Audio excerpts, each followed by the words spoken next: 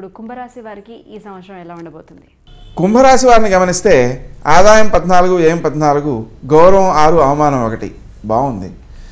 ఖర్చు మొత్తం అయిపోతుంది కాబట్టి సుమంతో శ్రీ కార్తవీర్యార్జున నమః చేసుకుంటే కొంత డబ్బు మిగులుతుంది. గురుడు సెప్టెంబర్ 9వ తారీఖు వరకు అష్టమంలో ఉన్నాడు. ఇది ఆరోగ్యానికి మంచిది కాదు.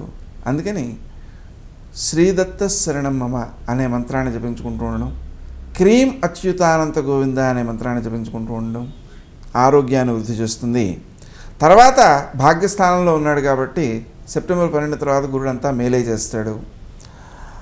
శనిని మనం గమనించినట్లయితే జూన్ 20 వరకు లాభస్థానంలోను, అటు తర్వాత అక్టోబర్ 26 వరకు రాజ్యస్థానంలోను, తర్వాత మళ్ళీ లాభస్థానంలోనూ ఉన్నాడు కాబట్టి మొత్తం మీద శని అనుకూలుడుగానే ఉన్నాడు. ఉత్తమ ఫలితాలని అందజేస్తాడు. అతని వలన ఇబ్బంది ఏం లేదు. ఆరోగ్యపరంగాను అలాగే ఆర్థికంగాను వృత్తి స్థానంలోనూ కూడా అభివృద్ధినిచ్చే అవకాశాలు ఉన్నాయి. అయినప్పటికీ శ్రీ రాజమాతంగే నమః అనే మంత్రాన్ని జపించుకుంటే ఆ అభివృద్ధి పెరుగుతుంది వృత్తి స్థానంలో.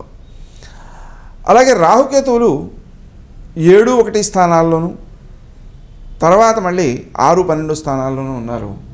ఇవి రెండు కూడా మంచివే, అపకారం ఏం లేదు.